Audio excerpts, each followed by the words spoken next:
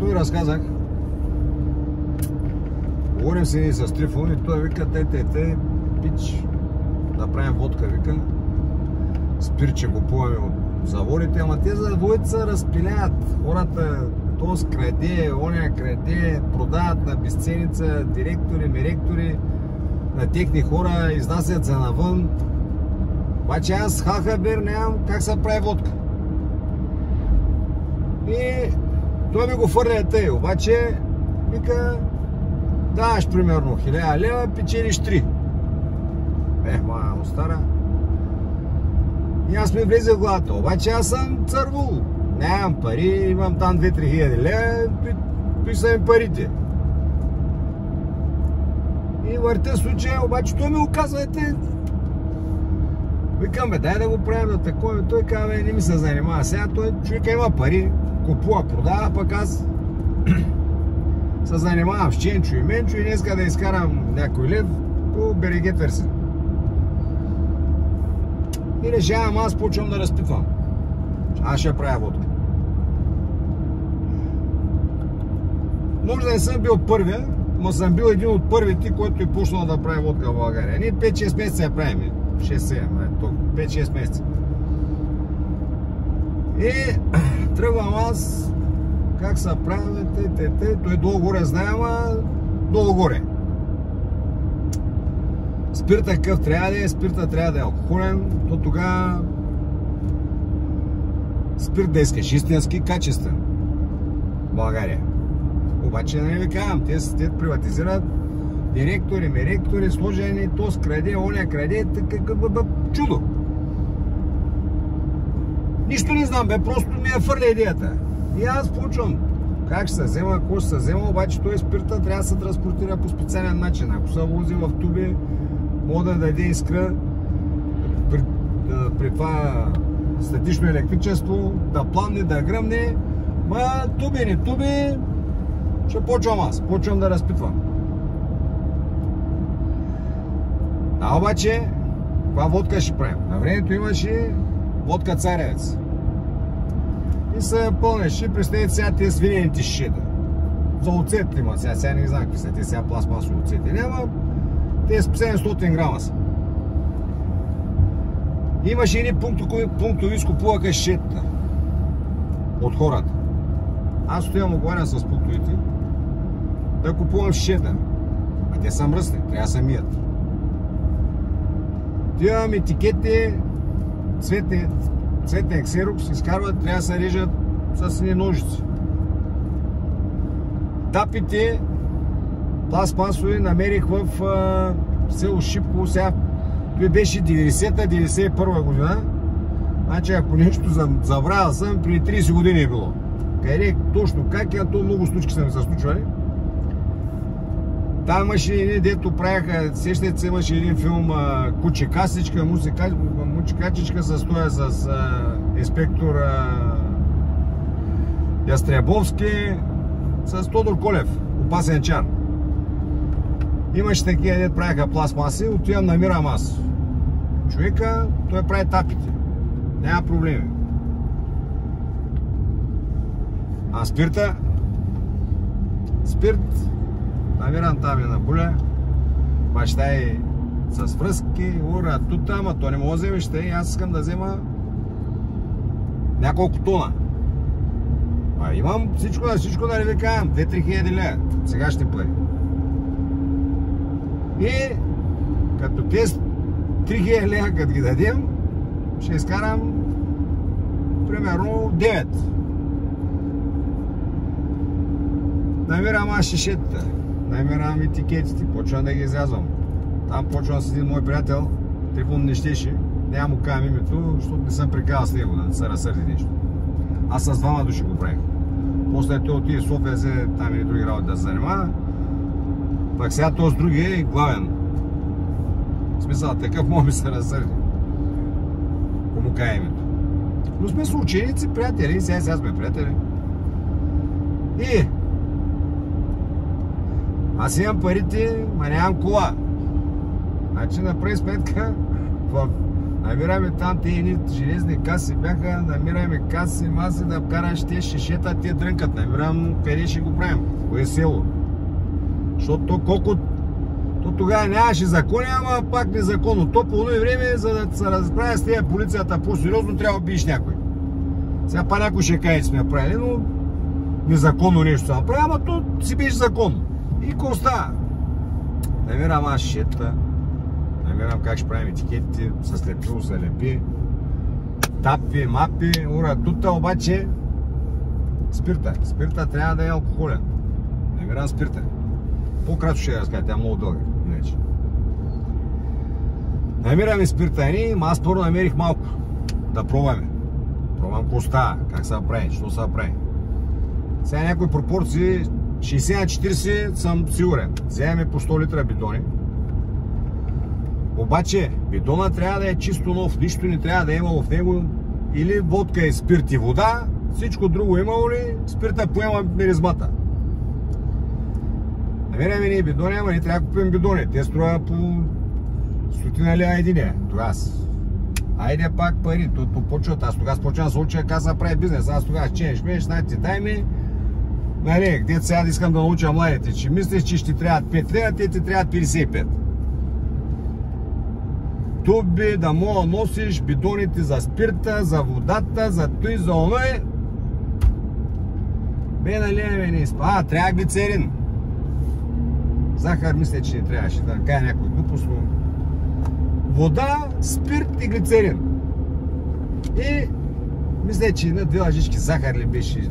Не помня точно. Казвам ви 30 години минаха. И наливаш, вземаме по 20 литра туби. Наливаш 2 туби спирт, 3 туби вода. Бъркаме ни, правим, слагаме там котни, казаха хората. Глицерина, викам, от 10 аз ще намеря глицерина. Аз служих в едно поделение до Ивайло. Бях на бригада 3 месеца, втората година. Там беше склад за медицински оборудвания, препарати при война. Той седи, сега дет ги няма тези работи. Кога нападнат, там трябва да има резерв, се казва. Сещам се, има. Взеха ме там, примерно, ако струва 500 лева, за 50 лева ми го дадоха. Глицерин, намерих, всичко се намерил. Къщи, мъщи, почваме ни. Дрънкато не шишета, чудо. Мием шишетата, чистим, таковаме, пробваме. Тапите не мога да ги вкараме. Топла вода. Киснем ги в топла вода. Пластмасовите тапи. Лепим, етикети, правим производство. Добре, ама водата, нали е чешмана вода? Тя знаем ли? Бехма му стара, шишетата отдолу са получение на бяла отайчица, едно като, едно като мляко отдолу. Много малко, обаче като го разтръскаш го няма, обаче иначе се вижда. Отивам пак при едни специалисти, вика, брейкте, трябва да е дестилирана вода. Ох, мамо, тръгваме да купуваме дестилатор. Вземем един дестилатор, монтираме го там на едно място, слагаме, добре, ама той този дестилатор пикай, пуска вода, като някой дядка дет с простата има проблеми, капи. Днеска я направиш 100 литра вода, я не помня как беше за 24 часа. Не спори работа. Има един приятел, Пацо Цайса, той хем продава с един бус, търгува. Той е на трипон приятел. Търгува, ходи, прикупува, стоки, моки, зарежда, той прави. И Цайса, нощен, той те река такъв, нощен пазач там в паровата, взема заплата, па денен бръмчи. И примерно 2 или 3 дена в седмицата. Вика, бе, брек, вика, от паровата, вика, такви с кранове, вика, омекотенова вода. Вика, трябва да става. Викам, дай. Тия ни пълним, супер. Няма отайки, няма нищо. Нощем отиваме, пълним тубите, с водата, спирта. Като фанях тубите, спирта веднага ги разбирах. Кои са спирт, кои са вода. Спирта по-леки. Мъкнем, принасяме с бусови, чудо! А ние слагаме бидон бидона се слага на една маса, да мога отгоре да тече. И дърпаме с ни маркуче, допотопна работа. С маркучите пълним шета, с маркучите пълним шета. Обаче, за да дръпнем от бидона с спирта, за да примерим точно колко, нали, да са две туби, защото не ги вземе два спирта, го вземе с бидони. Не го карат. И за да мога да вари пропорцията, трябва да дръпнеш, да смукнеш един голям маркуч, да вари по-бързо, да напълним тубите с спирт. И на стучка да я ръка, как ще я умра. И то с моят човек дърпа не тръгва. Дърпа, ма 98 градуса, не тръгва. Викам, ани са пълен с никъдърник. Викам, че ето как се прави. Добре, ама дърпам и аз пак не тръгва. Защото дърпам те с уста да глътна, да ми влезе тук в дихателните пътища в гърлото. Само в устата да е. Ако ще горя, по-малко да горя, защото гори се и бал-мама. Мъча, с уста не става. Дърпам аз, като как да глътна спирт. Ама глътнах добре. И... не мога да дишам. Пък изгорях. И той вместо да ми помогне, той хода да ми помогне, той се търкаля до мене, са хили, ама си бал, какво да ти кажа? Ама аз умирам, че ми фръкнат очите. Не мога да спомня въздух. Направо виждам как заминавам. Еле по едно време продишах. Не можах да не усещах вкус, не усещах нищо към една 2 седмици. Бях си погорял тук всичко. И той се хили. Аз после то чак не мога да прикавам, то тук ми изгорял от всичко. Викам, бе, простак, аз ще умра, ти се хилиш, ма нищо, преди аз му викам, ма не съм тук, никъдерник, нищо не става тия чайти, покажа аз как ще стане. И хубаво му покажах. Скарваме ни пари, Пацо купува. Време ни са разрастваме, уредихме ни 2 тона от Пловдив, изкарват са пари, няма туилни. Но не си мислим. Ама ние стойко с работа, ма то много работа. Ние го правим тъй, ма те всички баби, те катрин, като не е шета, като спират бусови, затвари, заправи, бабите слухтят, гледат, мини, целият цирк подаде 6-7 месеца, не? На 2-3 месеца местим базата. На 2-3 месеца правим, абе 7-8 месеца да е било цялата работа. Купим ни, бяхме вземали даже една цистерна 1 тон, те тогава от алпака сега дет карат млякото. Умиваше, няма проблем. Тя тогава те се разхвърляха по текесетата, по стопанствата, по селата. Взехме я за без пари. Хората ще да я продават за такова. За скрап. То тогава кучи влачи дире няма. Правим ни и цистерната вземе, как да е. Сега ще ви кажа, що го разправям той всичко. Пак да получи нещо. И изкарваме някой лев. Мура, тук взехме някой левец. Вадим, работата вари. Добре, ама взимахме там един наш човек, даде 2-3 туби. Като ги помиришеш, не мирише нищо, обаче то да се окаже, че наливал нафта в тях. И на партида цялата мирише на нафта. Пацо цай се вика, бе, я дай да опитаме. Обаче трябва ви кажа, водката ставаше, как не съм помнил, да се оставят 100-200 шишета. Ако ще ти ми вярвайте, ставаше уникална. Защото спирта е много хубав, правиш го без такви стан. Сегашни те ги правят спирта 98 градуса. Алкохолен правим през комунизма, правим както трябва да си бе майката. Водката ставаше и страшна. Никой не може да разбере, че тя ко фалшива, те завода я правят. Те само, че я правят на по-голям такова, на по-големи обороти. И ние ще я фърнем. Ние сме я правили към 500 шишета, 1000 ги знам. Това се вика, я да я опитаме. Абе, малко би, на каква цена ще ми я дадете? На половин цена ще ми я дадете. Викам, ще я дадем, защото не я трябва да фърнем. Продаде, он не може да продаде всичко. Търговец да си бе. И скарваме ни пари, ура, тук понаправиме някой лев. И с този другия деца бавен, богаташ. вече пък той при той сервитьор, кръчмар. Не да е кръчма, не има кръчма, ам сервитьор. И вика, брат ми, дай направим така нещо, някой бизнес ще правим сега. Ние изкарахме от далаверата пари, обаче те взеха много цигани да правят, много хора взеха да правят водка и взеха се размърдяват нещата и той спирт нямаше много, взеха работа да вари. И зафърляме работа, ама сме изкарали някой лев. И решаваме, ще инвестираме в легален бизнес. Ще правим кръчма. Вземаме ни, сега ще го заведа горе. Аз един път минах и ви казах, и тук съм си губил парите. Вземаме ни на Арбана си една кръчма. Но помещение. То било правилно като механа такова. И галерия. Правим го ни кръчма. Ама той носи сервитьор, друго и да си чурбаджия. Наеме, маеме, разбираме се. Аз оттам посъпознаваме с кмета, дето ме питаха на това на лайфа. На Арбана си имаше точно две кръчми. Едната беше Арбата, другата е Паяка. Паяка беше на кмета, тя още има, ама мисля, че не работи.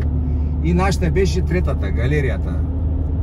На Арбана си имаше точно резиденцията, бяха взели да го направили на хотел и още един хотел. Сега го оправиха цялото, го застроиха, както и дели. И чуяме ние, оговаряме, вземаме помещението и започва бизнес. На този моят човек баба му прави торти. Правим едно сладкарско цехче. Купуваме едни баркачки, там тя код каже. Денен сме кръчма, там кухня, а пак нощем тя прави торти. И тези торти на едни дъски, ма тортите бяха наистина много хубави. На едни дъски и оговаряме разни кръчми, имаш там, ги носим, ги продаваме нещо, ма цехчето е 3 на 2, разбираш се. Добре, ама баба му е страх нощем работи. Каза страх ме каза, кот тракни, кот хлопни, ариде. Кот тракни, кот хлопни и тя се плашала. И ние бяхме взели на кола тогава, служебна, обща. И се редуваме. Единия спи в колата да я пази, едната вечер, другата вечер, другия. Да ви средите след сегашната младеж. Какво прави? Ние как сме го правили? Сме тичали след парите, сме тичали да направим нещо. Добре, ама... Бе, работи, не сервитьорки, сервитьори, той знае. Абе, уж правото им пари няма. Ние натикахме всички пари, дет ги изкараме, ама те не стигнаха. И вземи от Трифон назаем. Аз ги взех по-точно. Защото той Трифон вика, бе, аз с него не се познавам, давам ги на тебе, че ги върнах. После. И разнасяме ни тортите из града, цехче, мекче. Оказа, че баба му накрала, ма истински накрала, па ние я пазим. Баба му, тъща му. Ще ви дам примери, да се учите, да вярвате, що не вярвам аз. На никой. Не сме се карали. Бяхме то лятно време. Беше 3-4 месеца поработихме. Чевермета правихме, нако правихме. Ба нищо не направиме. Като цяло попиляме парите. Дойде зимата, есента, на Арбанас тогава да се качиш беше перипетия. Разбираш ли, не чистеха пътищата. Чудо на чудесата. И набързо се наиграхме. Той дед го бяхме изкарали да рискуваме да ходим напред-назад. Отиде в баркачки, в маркачки, в ремонти, в маси, в столове, в едни люки бяхме сели, то бяха взел от дома, едни в какво ли не, но не и в пари. Парите ги обърнахме в боклуци. Това уча, да си похарчиш парите, това не е инвестиция. Похарчил си парите. Инвестиция е да ги скриш. Ма ние докато въртим кръчмата, идат там бандитите, газарите от града, горе уж да ядат, и от време на време и не трипун. Ма винаги с 2-3 гаджета. Той беше корвар и половина. И с едни пачки, ама тогава бяха излазили стотаците, жълти едни стотаци. И само по стотаци. 20, 40, 50 хиляди лева в него. В единия джоб 2 пачки по 10 хиляди, в другия джоб 2 пачки и само вика, вари пачките, вика, брат, Ален Делон не съм. Пак той грозник си чудо. И вари, вика, Ален Делон не съм. И аз си мисля, че все едни и същи пачки вари. Пак то се оказа други. Той се занимаваш с покер. Беше почна да занимава с покер автоматите. И тогава ма викна, между другото. И след арбанашката простотия, почнахме да се занимавам с покер автоматите. Пак, да ви казвам, той пари едни пачки, ни вечерта 1500-2000 лева оборот, но не с пари, нищо не изкарваме. И той каза, как е брекче? Аба викам, долу-горе била, ама аз лъжа, не обаждам сега. Аз си мисля, че правя пари, па аз нищо не правя, разбираш. И той или хапне за мен, айде, чао. И ми се обажда или на вечер и вика, бе, ела, тук те имам едно предложение, ще ти кажа. Вика, искаш ли да почнем да правим зали? Защото те тогава ставаха машинки тук-там, разбираш. Аз след работа отивам 12 часа вечерта. След кръчмата. И аз сега си помисля, къде да варекат, аз сега нямам ни на стинка. Ако ти скараме, ти заминава, разбираш. Както си мислех, че съм изкарал някакви пари, от лодката те останах без пари. Или зима няма пара. Как викам да... Пак виждам, че зимата, кръчмата хептен няма вари. Тя лято не вари. Той вика, бе, ела, викаш, работа сериозна, ще изкарваме пари. И добре, се съгласих. И тъй. И там изкарах доста, и там ги оправих в бизнеси. И не само. Вече, който иска да се учи от мен. Бизнесът не е хубава работа. Като има челъм да изкараш такива пари въздушни, изкарай ги, ама ги скри. Иди инвестира. Думичката не е правилна инвестиция. По-правилна е губя с парите. И тръгваш да ги избиваш. И я ги избиеш, я не. Тъй, че сега ще отида да ви покажа къде ги изтрахме. Бе, сега тук сме.